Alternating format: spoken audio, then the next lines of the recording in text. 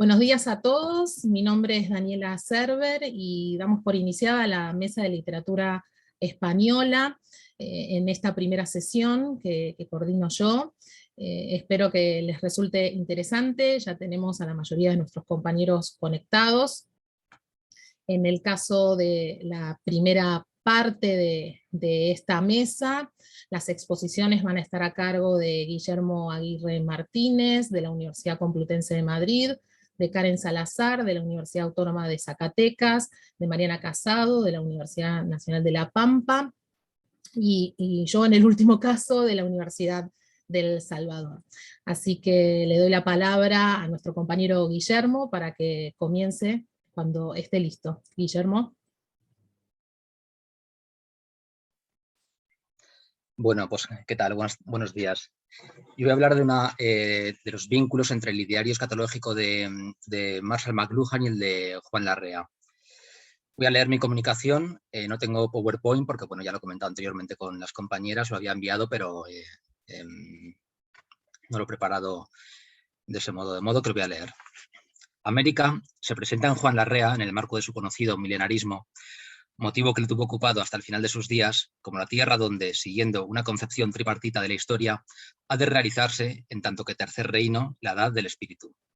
La identificación de América como tierra prometida se origina, conforme recuerda Jean Drummond en su breve escrito El milenarismo en Occidente, con los primeros franciscanos que llegaron a México en 1524. Imbuidos del pensamiento de Joaquín de Fiore y convencidos de lo inminente de una última edad del mundo, un periodo de paz, de reconciliación y de conversión general al cristianismo que precedería al fin de la historia. El concepto de tercer reino, por otra parte, remite a autores medievales como Ruperto de Deutsch, siglos XI y XII, Hugo de San Víctor, algo después, siglo XII, o Amalrico de Bene, de finales del siglo XII, asimismo.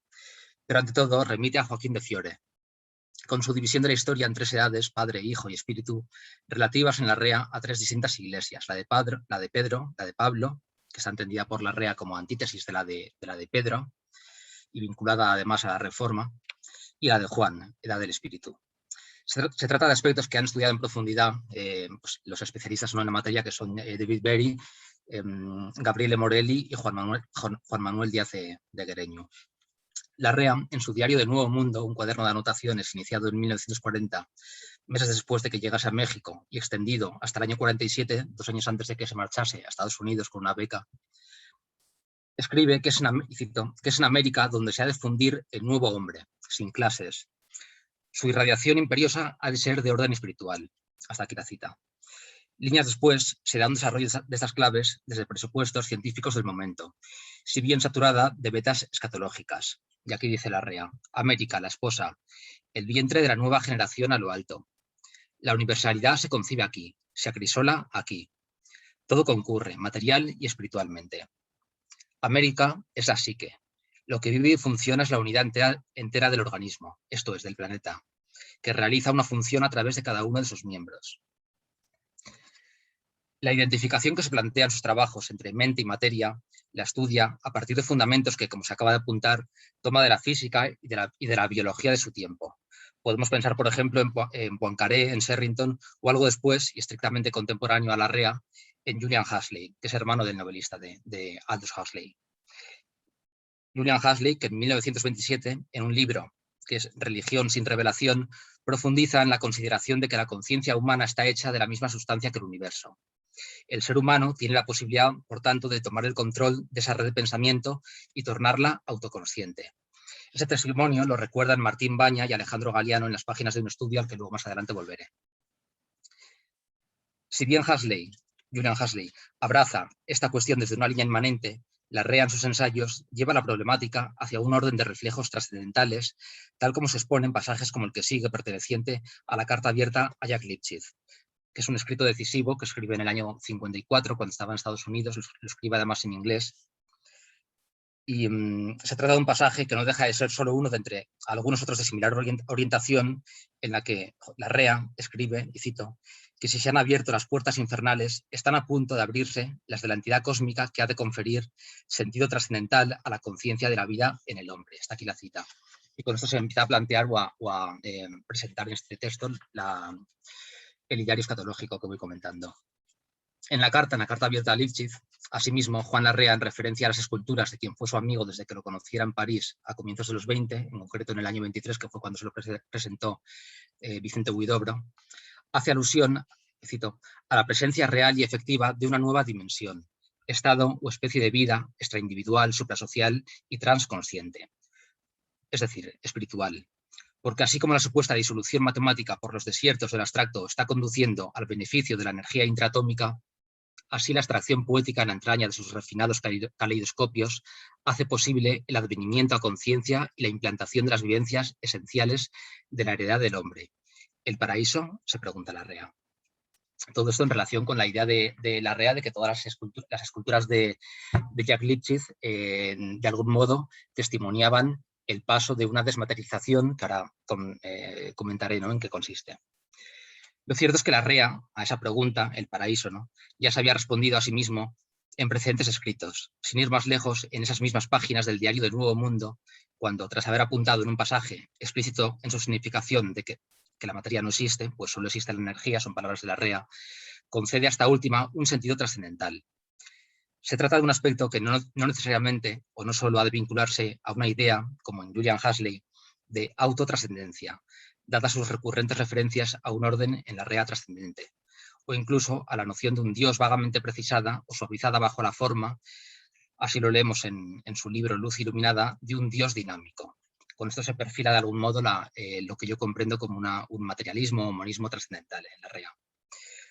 Todo ello hay que situarlo, por tanto, en el marco de una problemática relativa no solo a la dialéctica entre una idea de trascendencia en su sentido ortodoxo a otra de autotrascendencia, sino en torno a aquella otra problemática vertebradora de uno de los debates de mayor envergadura del pasado siglo, en alusión al proceso de la secularización propio de la Edad Moderna.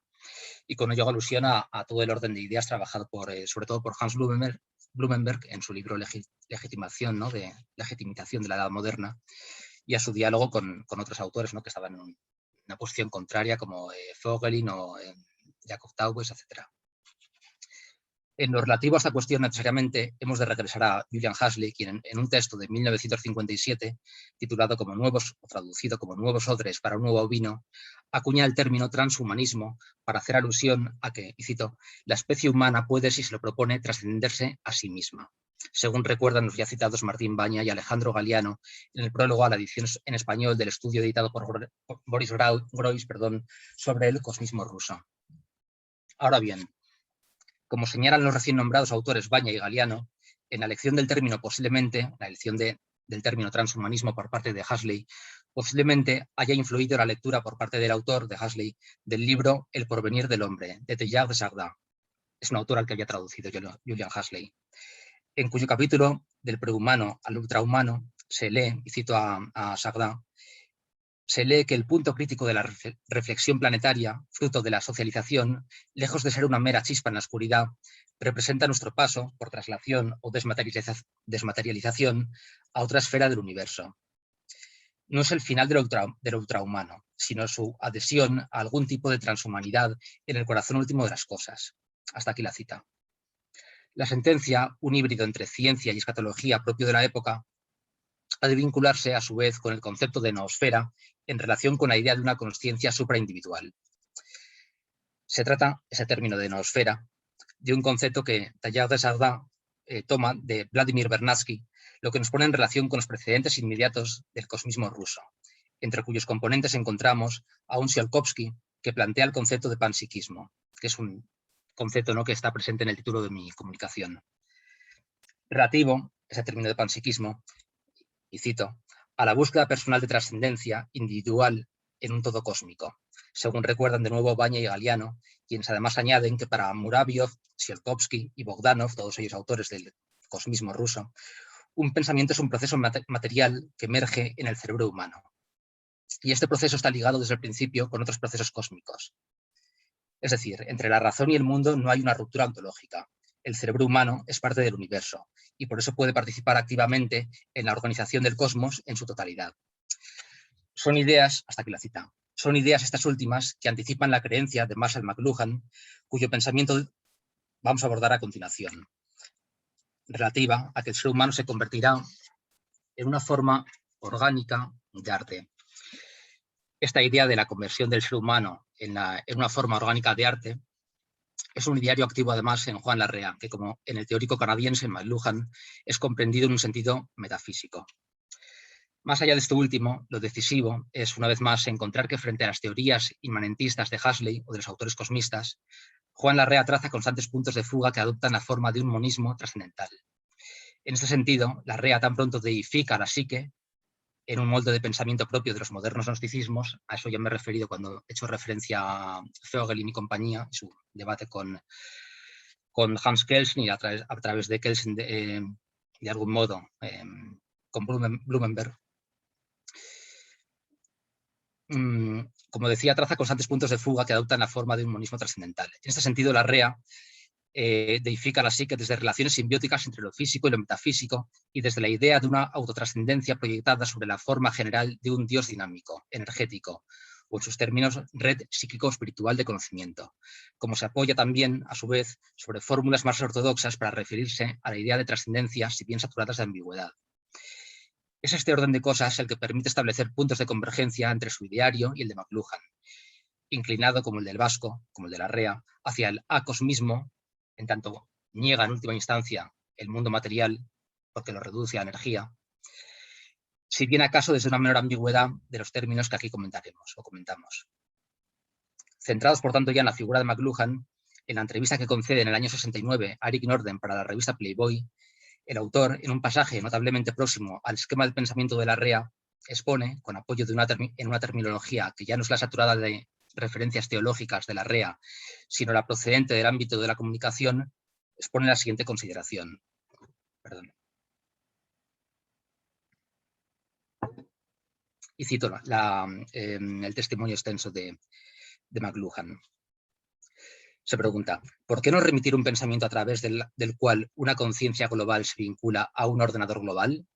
A través del ordenador podríamos pasar de traducir idiomas a habitarlos del todo, a cambio de una inconsciencia cósmica integral, algo similar al inconsciente colectivo imaginado por Bergson. El ordenador, pues, ofrece la promesa de un estado de comprensión y unidad universales engendrado tecnológicamente, un estado de absorción en el logos que podría unir a toda la humanidad en una sola familia y crear armonía y paz colectivas y perpetuas. La integración psíquica comunitaria, finalmente posible gracias a los medios eléctricos, crearía la universalidad de la conciencia que Dante anticipó cuando predijo que los hombres avanzarían como meros fragmentos rotos hasta que los unificara una conciencia inclusiva. En un sentido cristiano, esto es solo una nueva interpretación del cuerpo místico de Cristo, y Cristo, al fin y al cabo, es la máxima extensión del hombre.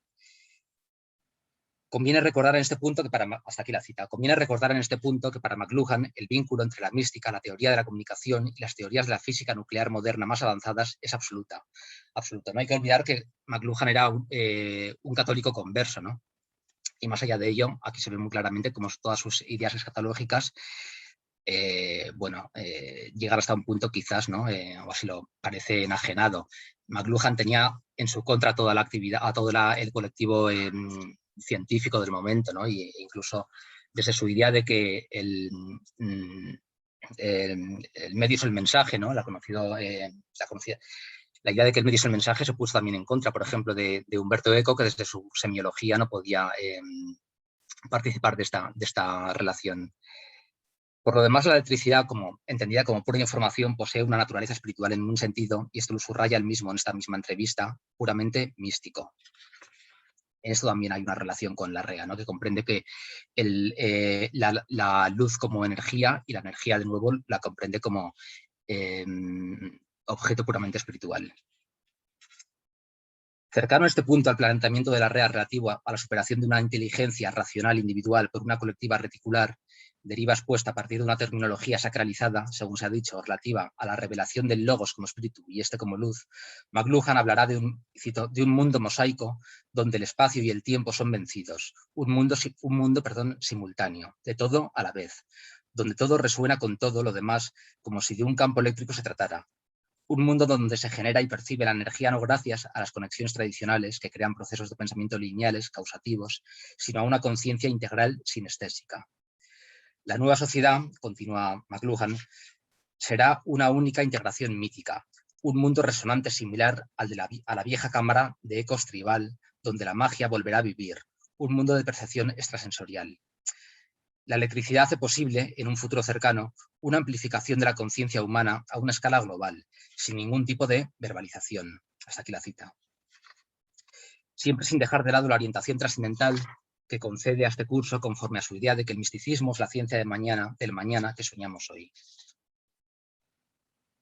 Lo recién expuesto no es posible desvincularlo del fundamental y evidente para McLuhan proceso de retribalización, que es un aspecto que nos pone en relación pues, con ideas que trabajan hoy Michel Onfray o Michel Maffesoli, por ejemplo. Otros autores anteriores como Terence McKenna. Cuestión planteada a su vez por Larrea en la carta abierta a Lipschitz, en un revelador pasaje en el que señala que sus esculturas no están hechas para ser vistas, sino oídas. Todo ello puede sintetizarse desde lo que McLuhan denomina el eclipse de la galaxia Gutenberg, es decir, el mundo de la palabra, y la emergencia de la constelación Marconi, en alusión, y cito a McLuhan, a la externalización de todo nuestro sistema nervioso central, un mundo, como ha referido él previamente, sin palabras, que es puramente comunicación, en su caso, informática. Esta cuestión puede explorarse y ampliarse a partir de los trabajos, además, de Roger Bartra. Bueno, esto lo pongo aquí como un inciso. Y termino. La convicción de una fusión o desplazamiento de la conciencia en una supraconciencia de atributos divinos, y es este el aspecto explícitamente escatológico de McLuhan y de Larrea, encuentra su correspondiente, como digo, en un Larrea que desde un ideario que llega a negar la materia para a su vez afirmar la energía como primera realidad, equiparando esta además a la naturaleza de la luz, posee sentido espiritual y ambiguos reflejos trascendentales. Ahí me he comido una frase, os pido disculpas y es todo. Muchas gracias. Muchas gracias, Guillermo. Muchas gracias. Vamos a dejar las preguntas para el final. Creo que Karen no se ha conectado, no hay nadie en espera. Así que, Mariana, pasamos a vos, cuando quieras. Hola, buenos días. Buenos Yo días. acá en Santa Rosa solemos tener que me acompañe, pero si no, ustedes me dirán. Bien. De los animales en las escenas de...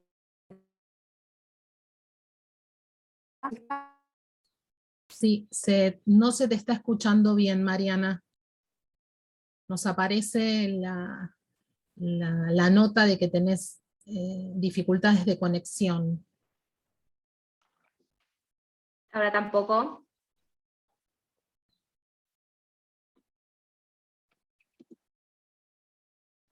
¿Vos nos escuchás bien? Sí, yo los escucho. Bueno, ahí te escuchamos un poco mejor y veo que tu imagen está en movimiento, pero ¿querés intentarlo nuevamente? Lo Dale. intentaremos. Bien, en el don Juan Manuel escribe la obra El Conde Lucanor, en la que a través de los diálogos entre el conde y su consejero Patronio y los versos finales, manifiesta su intención didáctica y moralizante. Para transmitir aquellos valores tradicionales y señoriales que se hallaban en crisis, el autor utiliza una serie de extempla que ilustran los modos en los que debería conducirse un aristócrata. En varios de ellos, una imagen recurrente y de gran importancia es la escena de cacería. En esta actividad cinegética se ponen en juego las cualidades y las acciones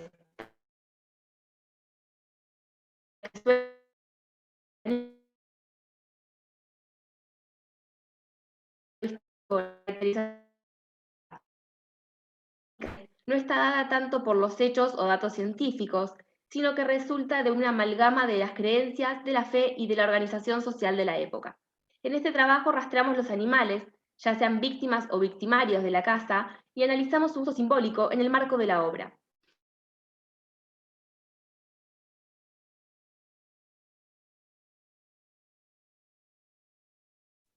Edad Media.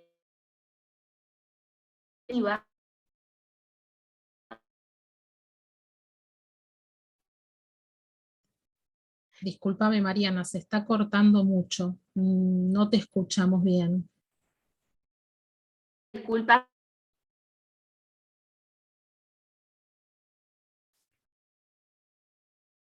Siguiente y... A ver.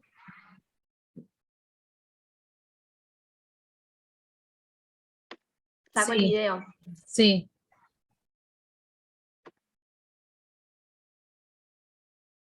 No sé si se escucha. Ahora sí, un poquito ¿Sí? mejor. Sí. Creo que Bien. se escuchó bien hasta que comentaste el objetivo de tu trabajo. Si querés retomar desde allí. Bien. El recorte.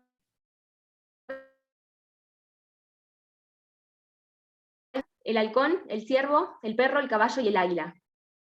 Comencemos por recordar que existen diferentes tipos de cacería según el tipo de presa, el tipo de arma o el animal de ataque o la finalidad del cazador. Asimismo, en la Edad Media no era igual la cacería que podían realizar los reyes o nobles que la caza popular. Los estamentos más altos podían dedicarse a la cetrería y montería, prácticas que requieren de una gran capacidad económica y organizativa. Implican, por ejemplo, el poder adiestrar y mantener a los perros, aves, caballos. Don Juan Manuel, en el libro de la caza, detalla los rigurosos cuidados que deben tenerse para con los halcones, que son el ave de cetrería más preciada. Se debe atender a su correcto adiestramiento y también a su salud, su alimentación, su higiene, etc. Es interesante también tener en mente el hecho de que estas actividades son, en muchas ocasiones, situaciones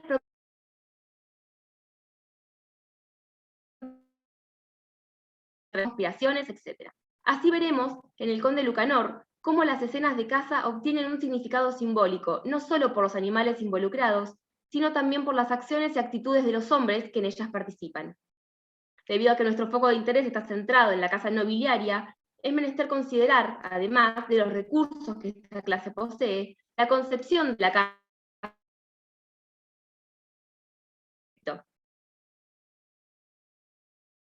lo necesario para poder aguantar mejor sus trabajos, pesares y preocupaciones, y proporcionaba dos grandes beneficios. En primer lugar, ser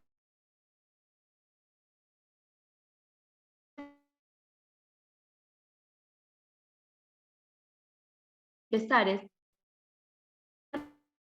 provecho.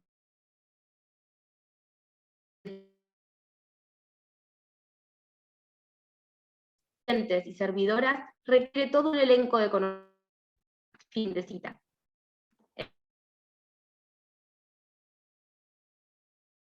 Económica, disfrute y poder. El mismo don Juan Manuel, en su libro sobre el arte de cazar, dice, y lo cito, «La caza es cosa noble, et apuesta, et sabrosa», y describe el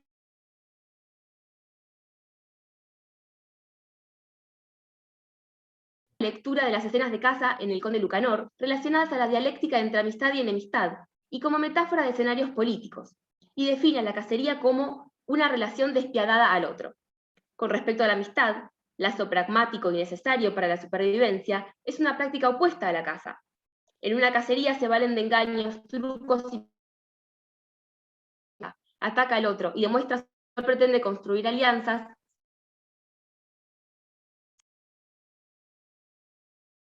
sino si los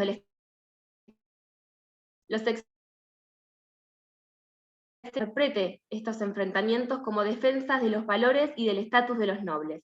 En muchas ocasiones, esta interpretación es guiada y reforzada por la simbología de los animales presentes. Antes de realizar un análisis hermenéutico de algunos ejemplos, es menester comprender que el mundo animal es individual y un modelo en el que podía reflejarse, es decir, que le permitía enseñar y moralizar a través de la figuración o la alegoría.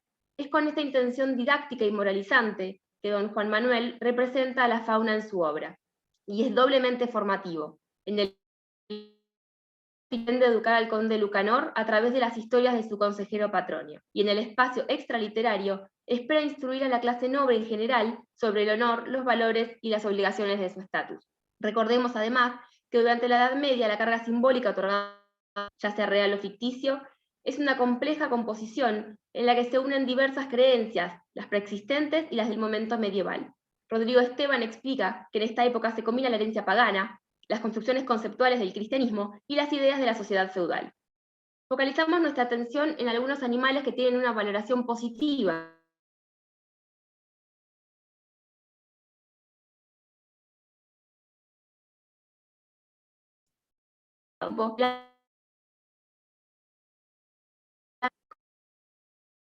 analizaremos el ciervo.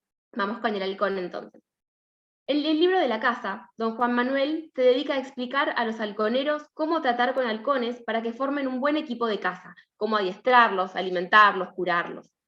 En un principio realiza de esta especie y sentencia que los mejores halcones son los girifaltes. Luego siguen los sacres, pues matan grandes prisiones y muchas. Sin embargo, algunas de las otras clases son más propicios para cazar ciertas presas. Por ejemplo, los halcones bajarís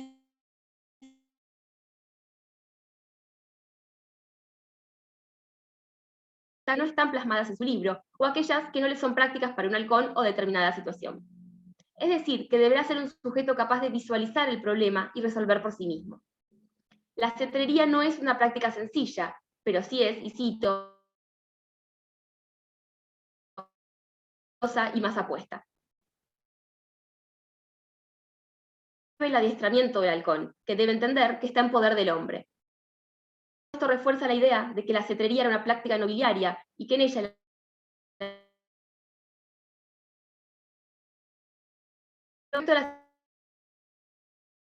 que, si bien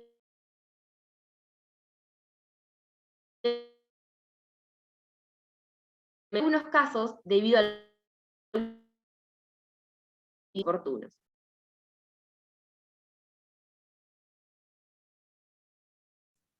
Mariana, se está cortando mucho nuevamente, ahora no te estamos escuchando.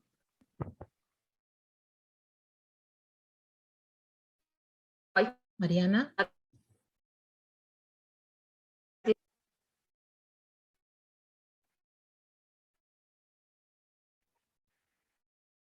No te estamos escuchando.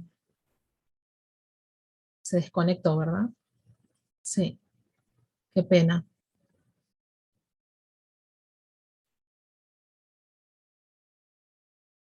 A ver, esperamos un minutito. A ver si logra reconectarse. Se corta muchísimo, una pena.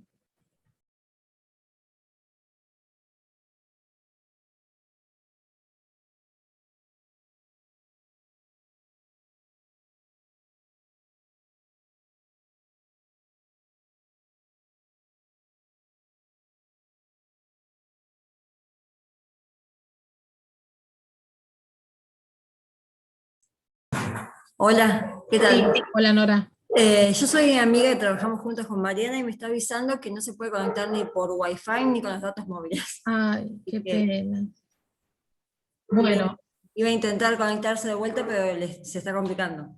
bueno, muchísimas gracias, Nora, por el aviso. Una pena, porque no se estaba escuchando bien.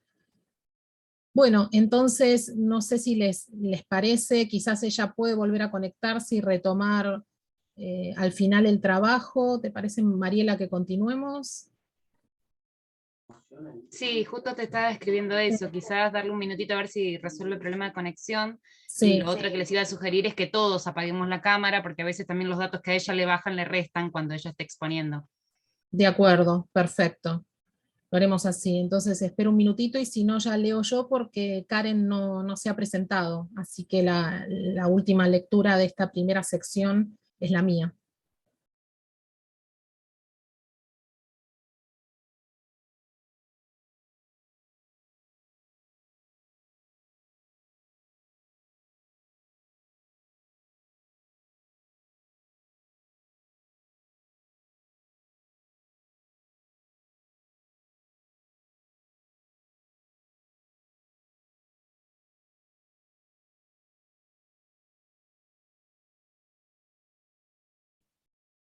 En todo caso, Nora, ya que estás en comunicación con ella, decirle que continuamos con la mesa, pero que ella intente de todas maneras reconectarse y que en todo caso termina su lectura al final de la sección. Listo, sí, yo ahí justo me estaba diciendo que ahora ni siquiera puede entrar al Zoom. Pero Ay, bueno, voy a seguir pobre. intentando. Sí, porque a mí no me aparece ningún aviso de admisión, de pedido de admisión. Dale, yo le aviso. Bueno, gracias, Nora. Perdón, bueno, entonces voy a compartir con ustedes mi lectura. En este caso les comparto también un un PowerPoint simplemente para ayudarlos en la escucha de la lectura nada más, y también me sirve a mí para no pasarme de tiempo. ¿Se ve bien allí el PowerPoint? Sí, se ve Perfecto. perfecto. Sí, se ve bien. Perfecto. Bueno, mi trabajo, como aparece allí, se titula Mientras escribo estas palabras, el yo que escribe y se escribe en los diarios de Rafael Chirves. Es un trabajo que se enmarca en un proyecto de investigación de la Universidad del Salvador. Y bueno, espero poder compartir estas primeras aproximaciones con ustedes y que les resulte interesante. En 2021 se presentó el primer tomo de diarios A Ratos Perdidos 1 y 2 del escritor valenciano Rafael Chirves. Se trata de una selección de anotaciones de sus cuadernos manuscritos entre 1984 y 2005, que sometió a un proceso de reescritura hasta poco tiempo antes de morir, y cuya prueba de galera quedó a manos de su albacea literario, Juan Manuel Ruiz Casado. Algunos fragmentos habían sido publicados por él mismo en las revistas culturales españolas Eñe y Turia en 2009 y 2014-2015 respectivamente, o en el sitio El Cultural en 2015. Otros aparecieron incluso de manera póstuma en 2016, también en Turia. En estos cuadernos, Chirves recogió experiencias, lecturas, ideas y reflexiones sobre su vida, su obra y su contexto. Coincidimos con Jacobo Llamas Martínez en que, y cito, son un complemento del fresco de la sociedad española dibujado en sus novelas, ensayos, reportajes y entrevistas, y que atestiguan las contradicciones, prejuicios, disputas o debilidades de la vida de Chirves, de las que también participa su obra publicada. Fin de cita. Es decir, los diarios se insertan en todo un proyecto de gran coherencia. En efecto, en sus diarios encontramos gran cantidad de temas que trata en sus novelas, hasta el punto de que por momentos la línea entre la realidad y la ficción para el lector de su obra se vuelve inestable y difuso. Uno de esos temas es la fiabilidad de la voz narradora, o incluso la posibilidad de la existencia de una voz fiable. Sus diarios, como forma del autobiográfico y en tanto complemento de sus ficciones, nos permiten abordar, entre otras cuestiones, la problemática del yo desde el análisis de su figuración como hombre, como escritor, como lector y como historiador. Esa imagen de sí se cifra, en términos del propio Chirves, en la construcción de una voz creíble en principio para sí mismo. Ello supone un desdoblamiento que conlleva una literaturización de la escritura autobiográfica que son los diarios. ¿Pero es posible encontrar esa voz? ¿Es factible en un diario si aceptamos junto a Enric Bow su lugar paradójico en el contexto de la literatura autobiográfica, en tanto tipo de texto que exhibe sinceridad y que al mismo tiempo es el más fácilmente manipulable? ¿Por qué es importante construir esa voz? Teniendo en cuenta estas ideas, en este trabajo compartiremos algunas reflexiones acerca de la construcción del yo narrador de los diarios, en tanto desdoblamiento del yo real en un yo-él, en términos de Bow, que busca ser legitimado, ya que, coincidimos con Virgilio Tortosa, el diario es una forma de literatura que no se reduce al ámbito privado, sino que es una forma más de intervención pública. Como todo texto, entre sus múltiples motivaciones se encuentra, cito, la práctica dialógica con la vida, la pretensión de establecer un puente comunicativo con terceros, lectores de otros lugares, momentos o épocas para comprensión de la propia. Fin de cita. Como explica Laura Escarano, la noción de sujeto aplicada al campo discursivo define un espacio de sentido que involucra un complejo de mediaciones superpuestas, desde el autor real y su contexto geocultural a la figura textual de la persona gramatical, como así también el funcionamiento del autor implícito. El sujeto, plantea, no es reflejo directo del individuo empírico ni fruto del azaroso juego de los significantes, sino, cito, un espacio de cruce de múltiples factores, ambivalente y multifacético, pero que está asignado por la pulsión de figuración, de la corporización, la voz y la mirada. Se construye un sujeto con los restos del sujeto que produce, del sujeto que lee, de los numerosos sujetos que habitan los discursos en su articulación, en formaciones sociolingüísticas. Fin de cita. El yo de los diarios no es la excepción. Hans Picard lo planteó en un pionero artículo sobre el diario como género, al que situaba entre lo público y lo privado. El yo del diario, decía, esconde un yo en cierto sentido ficcional. Por un lado, podemos vincular estas ideas con la noción del yo-él que propone Bow, en tanto constructor de un juego de espejos en el que el yo real se convierte en una ilusión inalcanzable, y por otro, con el planteo de Tortosa, la pluralidad significativa de la persona que se somete a la escritura de un diario. Siguiendo esta línea, en los diarios chirvesianos podremos vislumbrar claramente lo que Scarano denomina la voz en la escritura, en tanto, cito, articulación de un lugar desde donde este autor, su historia y su cultura construye una voz contextualizada con categoría semiótica e institucional, fin de cita. Esa construcción nos conduce a considerar, por un lado, la figuración del yo empírico en un doble aspecto paradójico, la ficcionalización y el posicionamiento ideológico, y por otro, el proceso de literaturización del diario. Así, el diario es capaz de mantener una correspondencia con el mundo real y al mismo tiempo construir un yo textual, ficticio, poético, sometido a las reglas de la escritura, en lo cual residiría su literariedad. En este caso estoy siguiendo a Luque Amo. En este sentido, la definición del yo autobiográfico que propone Scarano ilumina la construcción del yo de los diarios. Al yo empírico se le añade un yo creado en la experiencia de la escritura, un yo textualizado, objeto-tema, desde la perspectiva de otro yo narrador, sujeto de la enunciación. Este espectro de subjetividades, en palabras de Scarano, nos introduce, entre otras cuestiones, en la relación texto-vida, sujeto histórico, sujeto textual, siempre problemática. En los diarios de Chirves, esta superposición es evidente no solo en las múltiples intervenciones que lo actualizan y que Chirves decide mostrar, sino también en el diálogo interdiscursivo que establece con sus ficciones. Los fragmentos de los cuadernos publicados en revistas muestran ya varios de los aspectos tratados por la teoría actual sobre el diario como género, que se ve en diarios también, como la transformación en textos públicos y el proceso de reescritura y de ficcionalización o literaturización, evidente en el lenguaje cuidado y en las estrategias discursivas que pone en acción. Diarios confirma la continuidad de un proceso, y así lo explicita el yo que narra y se narra, por ejemplo, en la entrada del 27 de enero de 1986. Cito: ¿por qué tener pudor también aquí en la intimidad de un cuaderno escrito para nadie? ¿Es que se puede escribir para uno mismo? Me digo que sí, que se puede escribir para recordar y comprenderse uno mismo, pero no acabo de creérmelo del todo. Entonces, ¿pienso que estos cuadernos acabará leyéndolos alguien que no sea yo? Fin de cita. La pregunta fue respondida afirmativamente desde el momento en que Chirves decide reescribir y publicar estos textos, confirmando lo planteado por los especialistas en este género como Álvaro Luque Amo, que, cito, por muy personal que esta escritura sea, no está dirigida exclusivamente al autor que la escribe, sino que en el horizonte textual siempre hay un tercero, un otro, quien eventualmente podrá leer el texto y que establecerá con él un pacto de lectura autobiográfico. Los cuadernos de Chirves, en rigor, fueron sometidos a distintos procesos. En primer lugar, de reducción, ya que en tanto almacén de ideas para sus ficciones, muchos pasajes se incorporaron a ellas.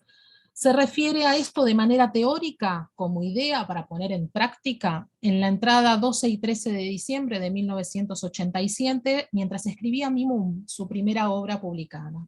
Cito: me doy cuenta de que repasando estos cuadernos uno encuentra ideas, citas de libros, que ahondan en la dirección de lo que busco, sabia.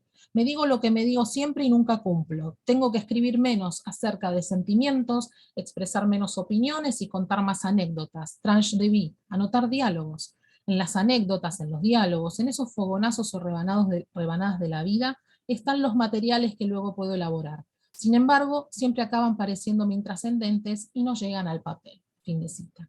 Y también se refiere a ello como realidad concreta ya en las entradas del 5 y 12 de julio de 2009 publicadas en Enie, en las que se refiere a la vocación de combustible para el fuego literario que tienen sus notas.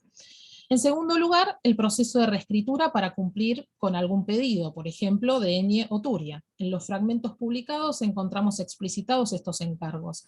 En el primer caso, en las entradas mismas del diario, y en el segundo, en un párrafo introductorio en el que Chirves explica la selección que ha hecho. Por último, el proceso de reescritura final para publicar el libro. En los fragmentos publicados en las revistas, fundamentalmente en los de Enie, la referencia al proceso de reescritura parece un juego que pone a disposición de su figuración a partir del desdoblamiento del yo, que mediatiza los fragmentos originales. En Diarios a ratos perdidos, apela a otra estrategia de explicitación que pretende mostrar aún más el artefacto.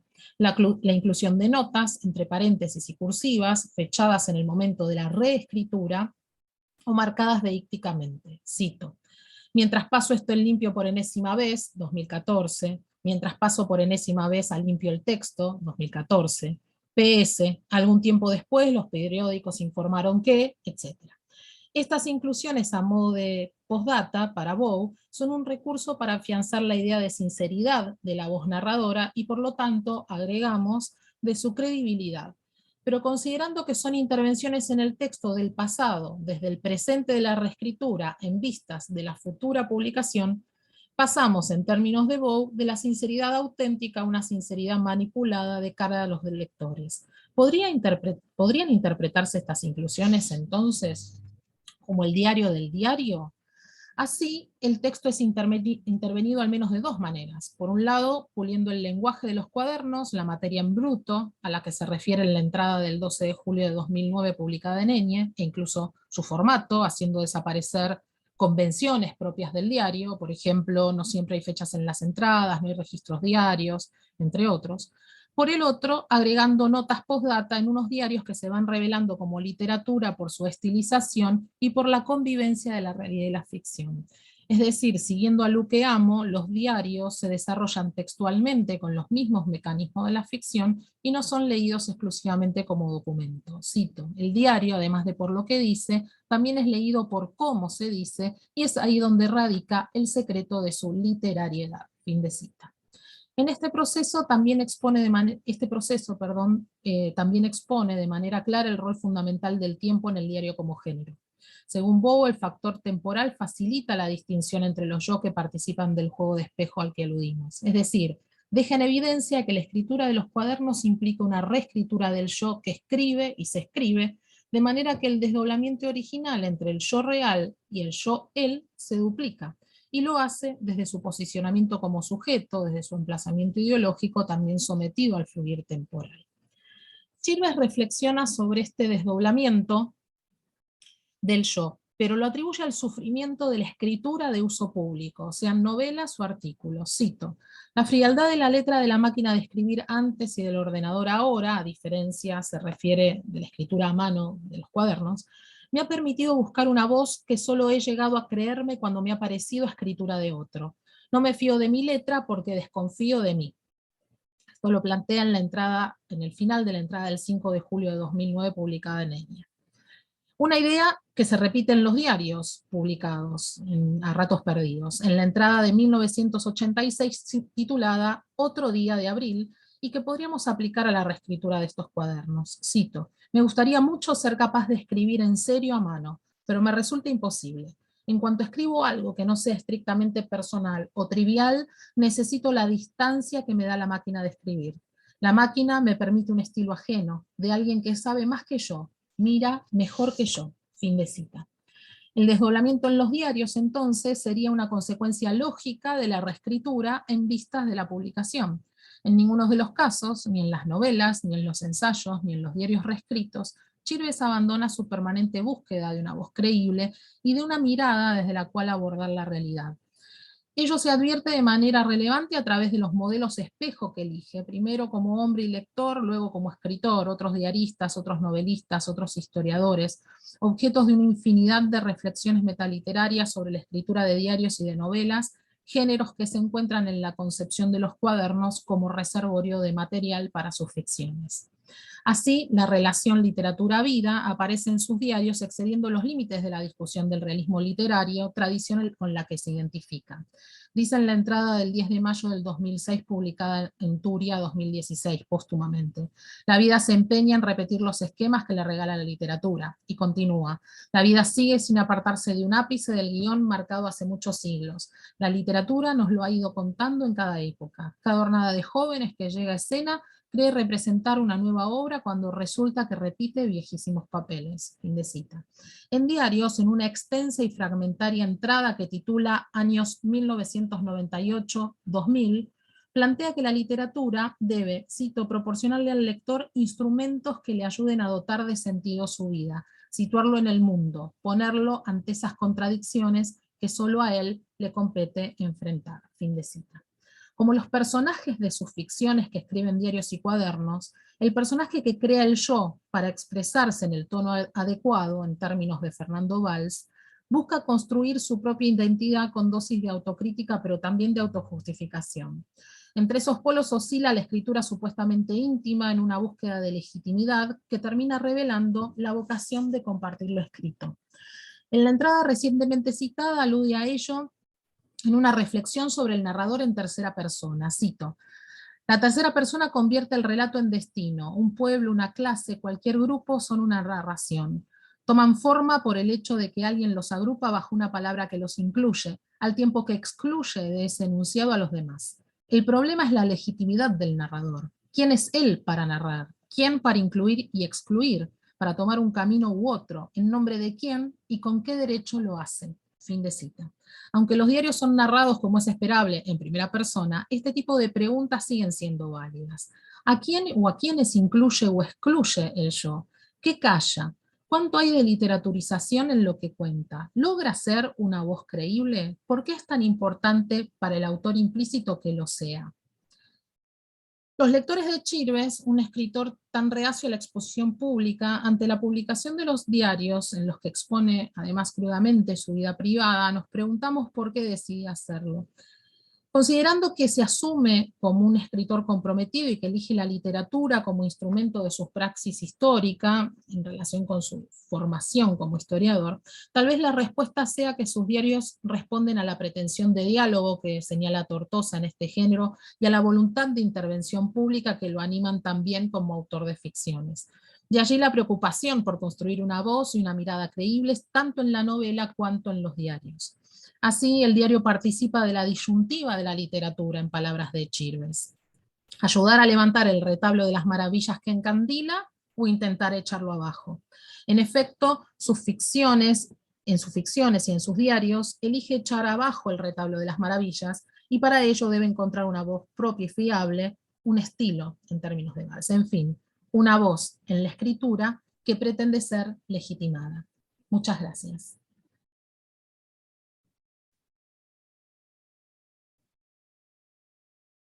Bueno, no sé si se ha podido, no se ha podido conectar Mariana, no la veo. Una pena.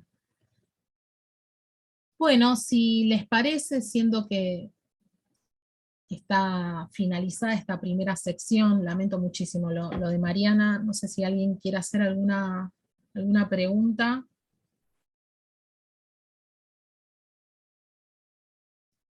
A Guillermo o a mí. Estás muteada, Agustina. Ahora sí. Ahí está. Hola, Guillermo, ahora sí te escucho. Hola, sí, muy bien. Pues nada, me pareció muy interesante la comunicación. Y entonces, hacia el final planteas la idea de esa escritura del yo, escritura y reescritura del yo, también como una forma de diálogo, ¿no? Y de algún modo de búsqueda de respuesta por parte de un otro. Pero también pienso que se puede plantear como algo, como todo lo contrario, quizás, como una forma de escritura, todas las diarísticas en general y todo tipo de géneros, ¿no? Como propios de un ejercicio puramente narcisista, ¿no? Creo que se puede entender de ese modo, en el sentido de un manierismo, entre comillas, decadente, sin que suene ofensivo, ¿no?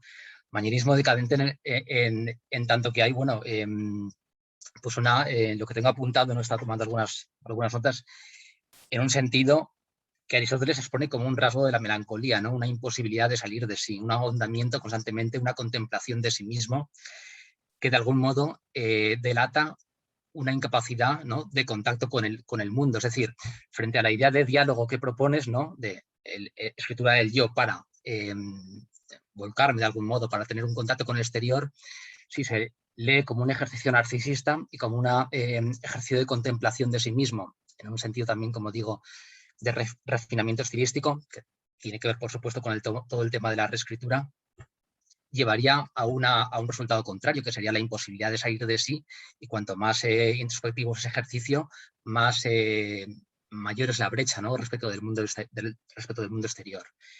Y a partir de ahí creo que también se puede plantear en relación, pero eso ya está, creo que es más evidente en relación con lo que has planteado, se puede poner se puede vincular con la idea del yo como simulacro, ¿no? Como en el sentido de Baudrillard y de Jameson y demás. Incluso plantear la posibilidad se plantea, no tanto quizás, y ahí sería otra distinción, no tanto la idea de la búsqueda de un yo, sino también plantearse la posibilidad de inexistencia del yo, en un sentido, lógicamente en un sentido metafórico, en un sentido del yo como algo, en los términos de Keats o de Pico de la Mirandola, ¿no? Como algo puramente metamórfico, algo que no tiene esencia, que no existe, que es proteico cambiante. Bueno, han sido un poco mis consideraciones y a modo de diálogo. Te agradezco un montón y sabes que toda la cuestión del trabajo o de la posición narcisista, ¿no? Aparece también en los diarios como reflexión de él. Y efectivamente hay un momento en que él escribe evidentemente esos cuadernos para sí, ¿no? Y reflexionando permanentemente sobre su incapacidad de ponerse a escribir ficciones, ¿no? Sobre todo digamos, el esfuerzo que le supone llegar a verse como un escritor, decidirse a presentar sus escritos. Hay varias obras que no, según cuenta él, no han sido publicadas o que después las desgaja y las va incorporando a sus obras futuras, y hay toda una reflexión respecto de eso también. Y me parece que quizás justamente lo interesante, siendo él un escritor que criticaba mucho la cuestión del espectáculo, ¿no? La cuestión del espectáculo intelectual en este mundo en el que todo es imagen y todos son medios de comunicación, y seleccionando los lugares en los cuales participar, que generalmente o muy especialmente eran ámbitos académicos en términos de escuelas o aulas, ¿no? de literatura española en las universidades y demás. Bueno, ¿por qué decide, ¿no? emprender este proceso hacia el final de su vida, ¿no? Creo que para 2014 todavía eso no estaba diagnosticada su enfermedad, pero hay un momento en su vida que él decide, bueno, empezar este proceso de reescritura de los diarios para ofrecerlos al público, ¿no? Así que sí, me parece que son todas ideas que pueden dialogar o que incluso se pueden complementar, ¿no? Así que te agradezco muchísimo, porque yo trabajé sus novelas y recién empiezo a trabajar sus diarios, así que me vienen muy bien tus aportes, te agradezco un montón. Sí, se me viene, si hay tiempo, un minuto solo, pero se me viene también a la cabeza, ahora al hilo de lo que comentabas, también se me viene hay un momento en su época, ¿no? de Francis Bacon, el pintor, ¿no? Que empezaba una y otra vez a pintarse a sí mismo, ¿no? Y él ya, en su etapa de madurez, ya sus amigos habían muerto. Eso es lo que decía él, que él pintaba autorretratos porque ya no le quedaba a nadie cercano al que poder pintar, pero eso se sabe que es mentira. O sea, quiero decir, hay estudios y demás, él tenía a sus amigos y podía seguir pintando, pero bajo esa idea, ¿no? de no tengo a quien pintar, me he quedado solo en el mundo, me tengo que pintar una y otra vez más a sí mismo. Claro, ahí sucede lo mismo, de algún modo. Él empieza una y otra vez a pintarse, y de algún modo la idea del yo, supuestamente que busca objetivarse, sucede lo contrario. Se va difuminando, porque vas encontrando nuevos rasgos, ¿no? Y ese yo que pretendes objetivar, de repente ha desaparecido, ¿no? También aparece, por ejemplo, es lo mismo, ya comete quizás algo desde otro punto de vista similar, pero bueno, ahí lo dejo, no consigo mismo, sino con otros. Bueno, el dato de Francis Bacon también me parece que entra en diálogo, porque Chirves es un gran admirador de Francis Bacon y escribe mucho sobre él, incluso elige para las portadas a veces pinturas de Francis Bacon. Así que sí, muchas gracias. Gracias, Guillermo. ¿Alguien quiere hacer algún comentario?